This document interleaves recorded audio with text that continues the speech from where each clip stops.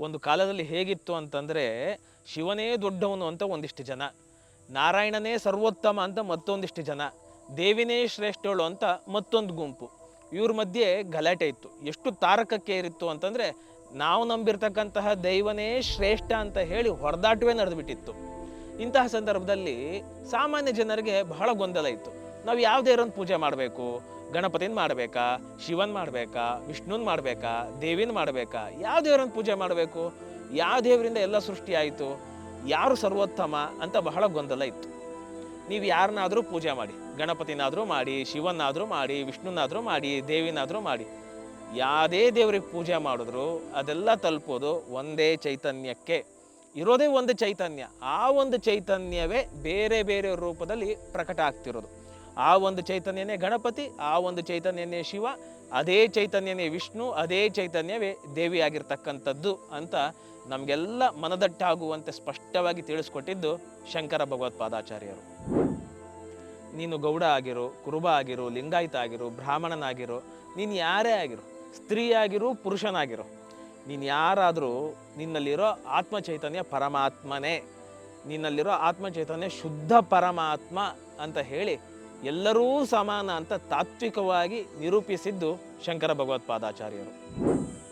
ಇಡೀ ಸೃಷ್ಟಿಗೆ ಅಧಿಷ್ಠಾನ, ಆಧಾರ ಪರಮಾತ್ಮ. ಅಂದರೆ ಪರಮಾತ್ಮ ಇಲ್ಲದೆ ಪ್ರಪಂಚ ಇಲ್ಲ, ಆದರೆ ಪ್ರಪಂಚ ಇಲ್ಲದೇನೂ ಪರಮಾತ್ಮ ಉಳಿದಿರ್ತಾನೆ ಅಂತಕ್ಕಂತಹ ವೈಜ್ಞಾನಿಕ ರಹಸ್ಯವನ್ನು. ಯಾಕೆ ಇದು ವೈಜ್ಞಾನಿಕ ರಹಸ್ಯ? ಇವತ್ತು ವಿಜ್ಞಾನ ಕೂಡ ಈ ಸೃಷ್ಟಿಗೆ ಆಧಾರವಾಗಿ ಯಾವುದೋ ಒಂದು ಶಕ್ತಿ ಇದೆ ಅಂತ ಹೇಳಿ ಅನುಮಾನವನ್ನು ವ್ಯಕ್ತಪಡಿಸ್ತಾ ಇದೆ.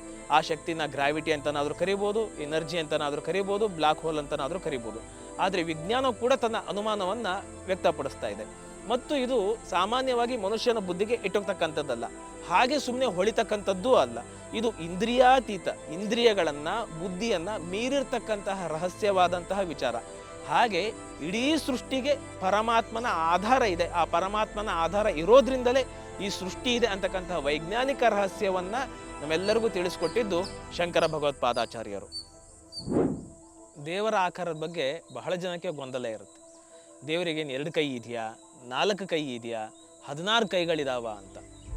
ಅದರಲ್ಲೂ ದೇವರ ಆಕಾರಕ್ಕೆ ಸ್ವಲ್ಪ ಭಿನ್ನ ಆಯಿತು ಅಂತ ಹೇಳಿದ್ರೆ, ಅರ್ಥಾತ್ ಮನೆಯಲ್ಲಿರೋ ದೇವ್ರ ಫೋಟೋ ಸ್ವಲ್ಪ ಒಡೆದೋಯ್ತು ಅಂತಂದರೆ, ಅಥವಾ ಮನೆಯಲ್ಲಿರ್ತಕ್ಕಂತಹ ದೇವರ ವಿಗ್ರಹಕ್ಕೆ ಸ್ವಲ್ಪ ಭಿನ್ನ ಆಯಿತು, ಸ್ವಲ್ಪ ಮುರಿದೋಯ್ತು ಅಂತ ಹೇಳಿದ್ರೆ ಮನಸ್ಸಿಗೆ ಬಹಳ ಬೇಸರವನ್ನು ಮಾಡ್ಕೊಂಡ್ಬಿಡ್ತಾರೆ. ಯಾಕೆ ಹೀಗಾಗತ್ತೆ ಅಂತ ಹೇಳಿದ್ರೆ, ಅವರೆಲ್ಲ ದೇವರ ಆಕಾರವನ್ನೇ ಸತ್ಯ ಅಂತ ತಿಳ್ಕೊಂಡ್ಬಿಟ್ಟಿರ್ತಾರೆ.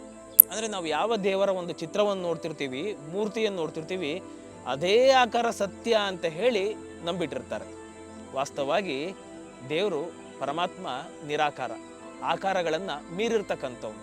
ನಾವು ದೇವರಿಗೆ ಆಕಾರದ ಚಿಂತನೆ ಮಾಡಿದ್ರೆ ದೇವರನ್ನ ಮಿತಿಯಾಗಿ ಕಾಣ್ತಿದ್ದೀವಿ ಅಂತ ಅರ್ಥ. ಆ ಪರಮಾತ್ಮ ಅಮಿತ, ಲಿಮಿಟ್ಲೆಸ್ ಅಂತಕ್ಕಂತಹ ವಿಶಾಲ ಚಿಂತನೆಯನ್ನು ನಮಗೆಲ್ಲ ಕೊಟ್ಟಂಥವ್ರು ಶಂಕರ ಭಗವತ್ಪಾದಾಚಾರ್ಯರು. ಪರೋಪಕಾರ ಪರಮಾರ್ಥ ಸೇವೆನೇ ಸರಿ. ನಾವು ಬೇರೆಯವ್ರಿಗೆ ಸಹಾಯ ಮಾಡಿದ್ರೆ ಅದು ಪರಮಾತ್ಮನಿಗೆ ಸೇವೆ ಮಾಡ್ದಂತೆಯೇ ಆಗುತ್ತೆ. ಹೇಗೆ? ನಾವೆಲ್ಲ ಏನು ಅಂದ್ಕೊಂಡಿದ್ದೀವಿ ಅಂತಂದರೆ ಬರೀ ವಿಗ್ರಹಗಳಲ್ಲಿ ಮಾತ್ರ ದೇವರಿದ್ದಾನೆ ಅಂತ.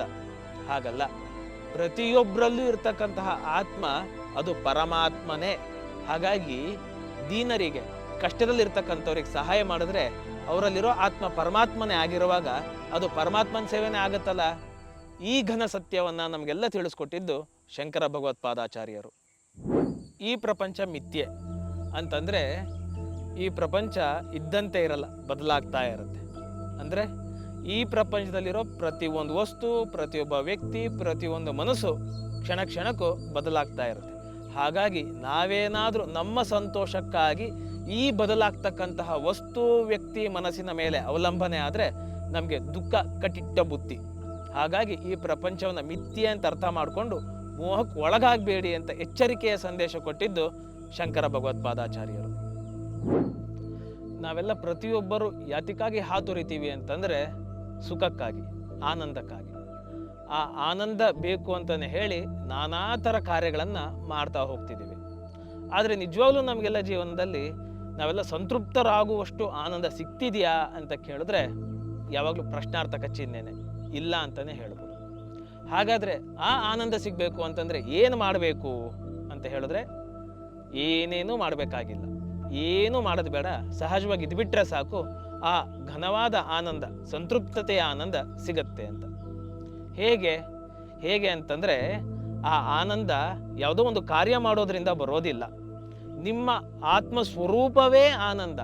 ನಿಮ್ಮ ಆತ್ಮ ಬೇರೆ ಅಲ್ಲ, ಆನಂದ ಬೇರೆ ಅಲ್ಲ, ನೀವೇ ಆನಂದ ರೂಪಿಗಳು ಅಂತ ತತ್ವವನ್ನು ತೋರಿಸಿ ನಮಗೆಲ್ಲ ಸಂತೃಪ್ತತೆಯ ಮಾರ್ಗವನ್ನು ತೋರಿಸ್ಕೊಟ್ಟಂಥವ್ರು ಶಂಕರ ಭಗವತ್ಪಾದಾಚಾರ್ಯರು. ನಮ್ಮ ಭಾರತ ದೇಶದಲ್ಲಿ ಮೊದಲಿಂದಲೂ ವೃಕ್ಷಗಳಿಗೆ, ಪ್ರಾಣಿಗಳಿಗೆ ಪೂಜೆ ಮಾಡ್ತಕ್ಕಂಥ ಸಂಪ್ರದಾಯ ಇದ್ದೇ ಇದೆ. ಆದರೆ ಪಾಶ್ಚಾತ್ಯರು ಇದನ್ನೆಲ್ಲ ನೋಡಿ ಆಡ್ಕೊಳ್ತಿದ್ರು, ಮೂಢನಂಬಿಕೆ ಅಂತ ಹೇಳ್ತಿದ್ರು.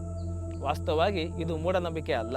ನಾವು ವೃಕ್ಷ ಪೂಜೆ ಮಾಡಿದರೂ, ಪ್ರಾಣಿಗಳ ಪೂಜೆ ಮಾಡಿದರೂ ಅದು ಪರಮಾತ್ಮನ ಪೂಜೆಯೇ.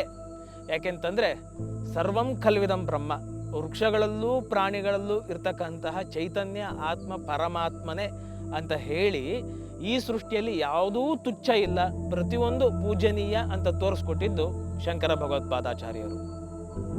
ಮನಃಶಾಸ್ತ್ರ ಹೇಳುತ್ತೆ, ನಮಗೆಲ್ಲ ಜೀವನದಲ್ಲಿ 100ಕ್ಕೆ 90 ಭಾಗದ ಕಷ್ಟಗಳೆಲ್ಲ ಮನಸ್ಸಿಂದೆ ಅಂತ. ಮಾನಸಿಕ ಸಮಸ್ಯೆನೇ ಜಾಸ್ತಿ. ಅದರಲ್ಲಂತೂ ಈಗಿನ ಯುವಕರು ಅನೇಕರು ಮನಸ್ಸಿನ ಚಂಚಲತೆಗೆ ಸಿಕ್ಕಿ ಒದ್ದಾಡಿ ಹೋಗ್ತಿದ್ದಾರೆ. ಹಾಗಾದರೆ ಈ ಮನಸ್ಸಿನ ನಿಯಂತ್ರಣವನ್ನು ಹೇಗೆ ಮಾಡಬೇಕು ಅಂತಂದರೆ, ತತ್ವವನ್ನು ತಿಳ್ಕೊಳ್ಳೋದ್ರ ಮೂಲಕ. ಏನು ಆ ತತ್ವ? ಆ ಮನಸ್ಸು ನಾನಲ್ಲ ಅಂತ ಅರ್ಥ ಮಾಡ್ಕೊಳ್ಬೇಕು. ನಾವೆಲ್ಲ ಆ ಮನಸ್ಸೇ ನಾನು ಅಂತ ಅಂದ್ಕೊಂಡ್ಬಿಟ್ಟಿದ್ದೀವಿ. ನಾನೇ ಮನಸ್ಸು ಅಂತ ಅಂದ್ಕೊಂಡು ಒದ್ದಾಡಿ ಹೋಗ್ತಿದ್ದೀವಿ. ಆ ಮನಸ್ಸು ನಾನಲ್ಲ, ಆ ಮನಸ್ಸಿಗೆ ಆಧಾರವಾಗಿರ್ತಕ್ಕಂತಹ ಆತ್ಮಚೈತನ್ಯ ನಾನು ಅಂತ ಅರ್ಥ ಮಾಡಿಕೊಂಡು ಸುಮ್ಮನೆ ಆ ಮನಸ್ಸನ್ನು ಗಮನಿಸುತ್ತಿದ್ದರೆ ಸಾಕು. ಸಾಕ್ಷಿ ಭಾವದಲ್ಲಿ, ವಿಟ್ನೆಸ್ ರೀತಿಯಲ್ಲಿ ಸುಮ್ಮನೆ ನಮ್ಮ ಮನಸ್ಸನ್ನು ನಾವು ನೋಡ್ಕೊಳ್ತಾ ಇದ್ರೆ ಸಾಕು. ಅಂದರೆ ಆ ಮನಸ್ಸು ನಾನು ಅಲ್ಲ ಅಂತ ಅರ್ಥ ಮಾಡಿಕೊಂಡು ಆ ಮನಸ್ಸಿನಿಂದ ದೂರ ಇರುವ ಡಿಸ್ಟೆನ್ಸನ್ನು ಮೇಂಟೈನ್ ಮಾಡುವ ಅಭ್ಯಾಸವನ್ನು ಮಾಡಿಬಿಟ್ರೆ ಮನಸ್ಸನ್ನು ನಿಯಂತ್ರಣ ಮಾಡೋದು ಬಹಳ ಸುಲಭ. ಈ ಮನಸ್ಸು ನಾನಲ್ಲ ಅಂತಕ್ಕಂತಹ ಮನೋವೈಜ್ಞಾನಿಕ ಸತ್ಯವನ್ನು ನಮಗೆಲ್ಲ ಅರ್ಥ ಮಾಡಿಸಿದಂಥವ್ರು ಶಂಕರ ಭಗವತ್ಪಾದಾಚಾರ್ಯರು. ಒಂದು ಕಾಲದಲ್ಲಿ ಯಜ್ಞಗಳಿಗೆ ಬಹಳ ಮಹತ್ವವನ್ನು ಕೊಡಲಾಗಿತ್ತು. ಅನೇಕ ಕಡೆ ಯಜ್ಞಗಳಲ್ಲಿ ಪ್ರಾಣಿ ಬಲಿಗಳನ್ನು ಕೊಡ್ತಿದ್ರು. ಕೆಲವೊಂದು ಕಡೆ ಯಜ್ಞಗಳಲ್ಲಿ ನರಬಲಿಯೂ ಆಗಿದ್ದುಂಟು ಅಂತ ಶಾಸ್ತ್ರದಲ್ಲಿ ಉಲ್ಲೇಖ ಇದೆ. ಯಾಕೆ ಹಾಗೆ ಮಾಡ್ತಿದ್ರು ಅಂತಂದರೆ, ಆ ಯಜ್ಞಗಳನ್ನು ಮಾಡೋದ್ರಿಂದ ಅವ್ರ ಇಷ್ಟಾರ್ಥ ನೆರವೇರ್ತಿತ್ತು, ಸ್ವರ್ಗ ಪ್ರಾಪ್ತಿ ಆಗ್ತಿತ್ತು ಅನ್ನೋದು ಆಗಿನ ವಿಶ್ವಾಸ. ಹಾಗಾಗಿ ಯಜ್ಞ ಮಾಡೋದೇ ಪರಮೋಚ್ಚ, ಅದೇ ಅಲ್ಟಿಮೇಟ್ ಅಂತ ಜನ ಭಾವಿಸಿದ್ರು. ಆದರೆ ಅಷ್ಟೆಲ್ಲ ಬಲಿ ಕೊಟ್ಟು ಯಜ್ಞ ಮಾಡಿದ್ರೂ ಕೂಡ ಅವರ ಸಂಸಾರ ದುಃಖ ನಿವಾರಣೆ ಆಗ್ತಿರ್ಲಿಲ್ಲ. ಹಾಗಾಗಿ ಸಂಸಾರ ದುಃಖ ನಿವಾರಣೆ ಆಗಬೇಕು ಅಂತ ಹೇಳಿದ್ರೆ ಆ ಯಜ್ಞಗಳಿಗಿಂತ ಅಲ್ಟಿಮೇಟ್, ಆ ಯಜ್ಞಗಳಿಗಿಂತ ಪರಮೋಚ್ಚವಾಗಿರ್ತಕ್ಕಂಥದ್ದು ಆತ್ಮ ಸಾಧನೆ ಅಂತ ಹೇಳಿ ಎಲ್ಲರನ್ನೂ ವೇದಾಂತ ಮಾರ್ಗಕ್ಕೆ ಕರ್ಕೊಂಡು ಬಂದಂಥವ್ರು ಶಂಕರ ಭಗವತ್ಪಾದಾಚಾರ್ಯರು.